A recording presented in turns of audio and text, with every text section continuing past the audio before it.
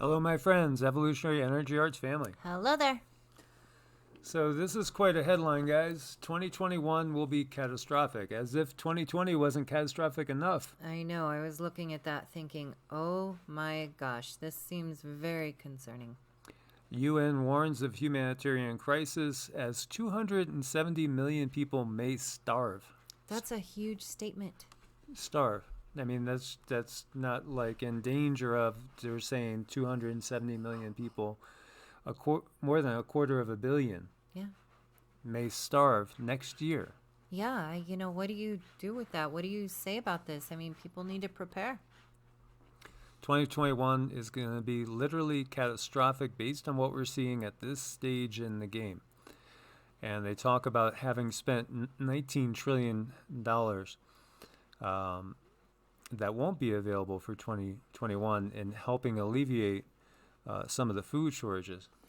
I know, I mean, this is so unnecessary. This could be avoided, in my humble opinion. There's so much money. I totally feel it could be. I mean, we just look at military spending. I haven't done any videos breaking that down in maybe the last 6 months, but I used to do them on a regular basis, and I will again. And when we still see military spending increasing, and meanwhile, you have this perfect storm hitting us of earth changes, natural disasters, crop loss, obvious societal uproar and unrest going on, the geopolitical situation, and of course the lockdown, which is literally destroying millions and millions of lives.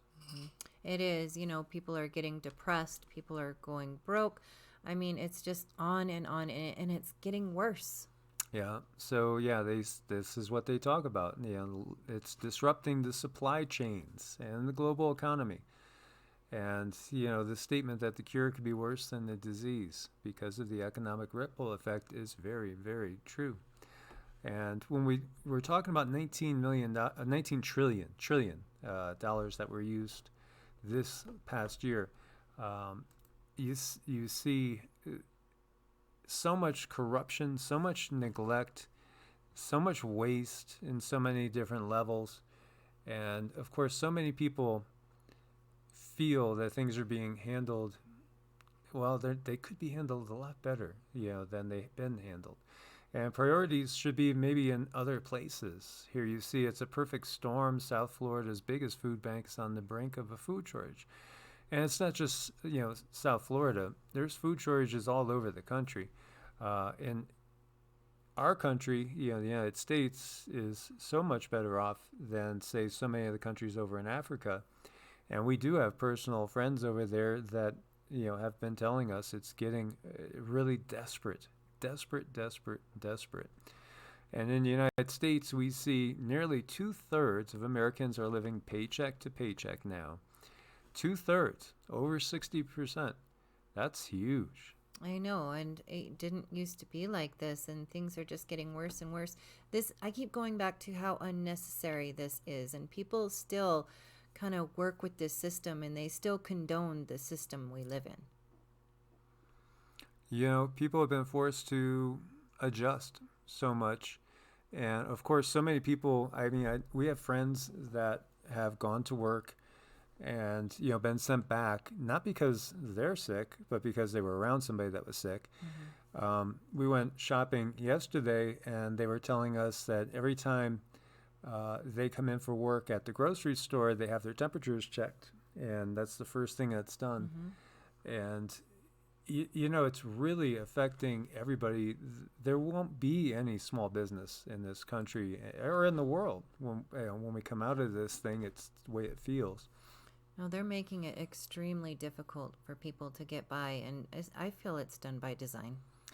82% of Americans say they couldn't afford $500 in emergency.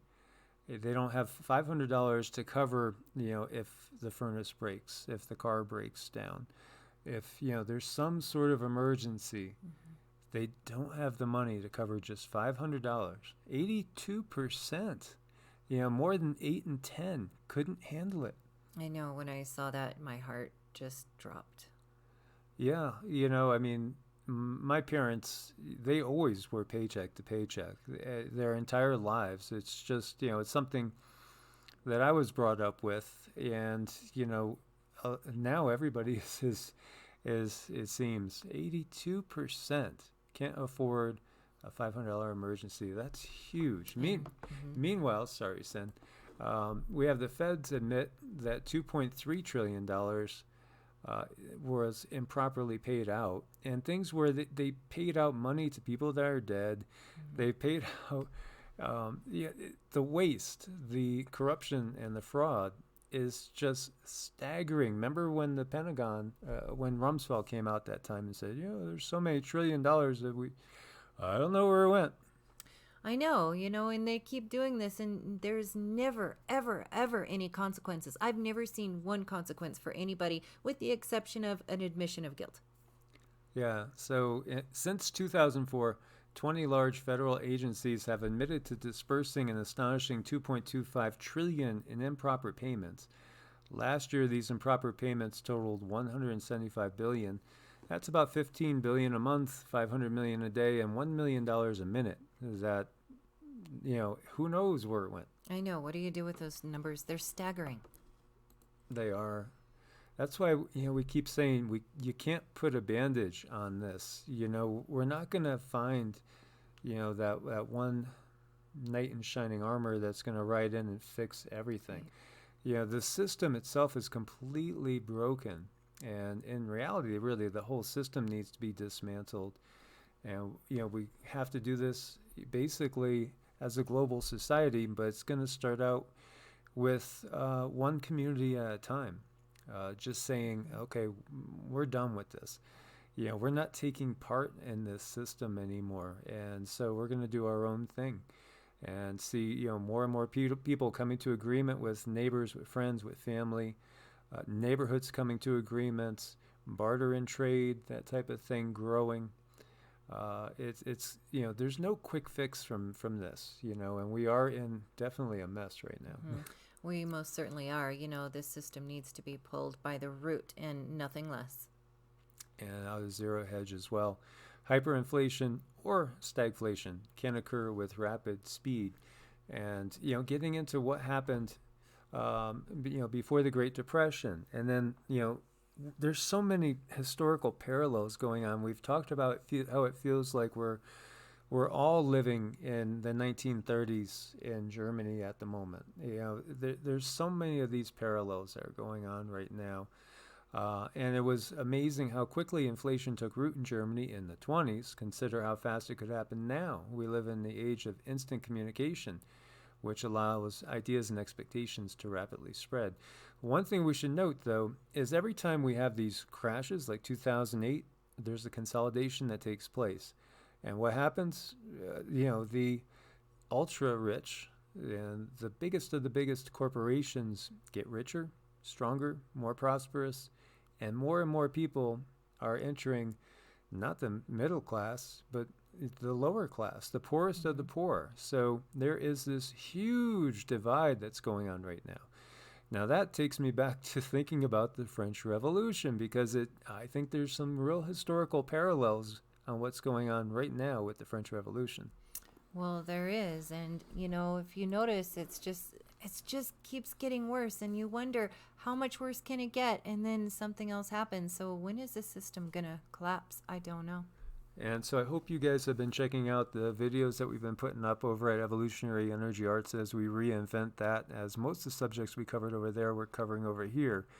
And we are hoping that that channel will be re-resurrected. And what we want to do is again, share best places, also worst places. Where should you be aware that it could be dangerous, for instance. And so there's a video coming up tomorrow morning that's going to be about the 15 safest countries in the world from natural disasters in 2020.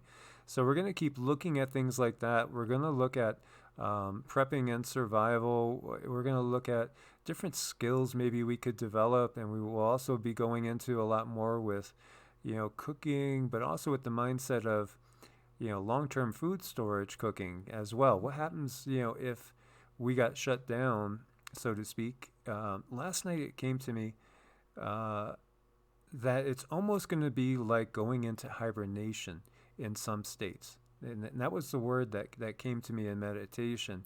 Hibernation. What happens when you're in hibernation? You're not doing anything. If we think that we have been in a lockdown now, I am getting what's coming is going to be just way more severe. So hopefully, we can cover some ideas, give you guys some inspiration, some upliftment, and things to take into consideration that might make your life better.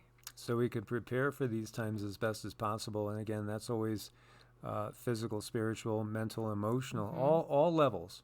We've been talking about the Great Exodus. This is another reason why, I feel so compelled to do a series on best places and, good places for different reasons for riding out these times. Most definitely Earth changes, but also everything that we see going on geopolitical as well. And homesteading, because that's going to be part of how people are going to get out of the system and live self-sufficiently. So here you see Bay Area exodus to small towns and rural communities. It's not just the Bay Area, though the Bay Area has lost a lot of people. As many as 89,000 households have left San Francisco since March. Since March, that's huge. So the word is definitely getting out, which is encouraging because we do want people to be able to sustain themselves through these times that are coming up. And the people that were living in Manhattan now, because of different things, like, work is just not being as productive. You're getting turned away. You got to go and isolate yourself for 14 days, what have you. Business is down because maybe the people that were buying your goods can't afford to now because they're not working. So we see the people that were living in the cities in Manhattan. Oh, my God, that's so expensive. In Manhattan, you could be spending thousands and thousands of dollars a month for like 400 square foot studio. So people are looking to go from there to the suburbs and then from the suburbs to the country. And this is what we have going on now around the country. Yeah, it's quite a huge domino effect. And, we're watching the dominoes fall and it's just speeding up faster and faster. So as always, guys, we want to give you thanks for your support on Patreon and Ko-Fi. We couldn't do it without you. Thank you for your support there. Thanks for being part of this family. And we'll work on sharing our knowledge and getting through these times together. We are so grateful for your help. We truly, truly are. Thank you. As always, God bless and namaste. Namaste.